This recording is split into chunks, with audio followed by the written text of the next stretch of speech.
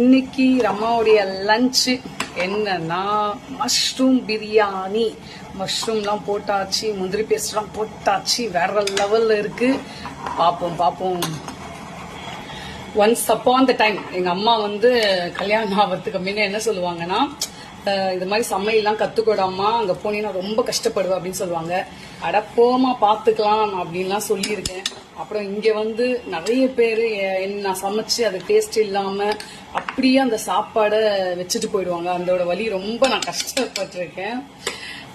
இப்ப ரம்மாவுடைய signature dish அப்படின்லாம் நிறைய இருக்கு. ஸோ ரம்மா பண்ணா இது நல்லா இருக்கும், ஸோ அவளே இதை பண்ண சொல்லுவோம் அப்படின்ற ஒரு டிஷ்ஷஸ்லாம் இப்ப இருக்கு. ஸோ அதுல இது ஒண்ணு, மஷ்ரூம் பிரியாணியும்.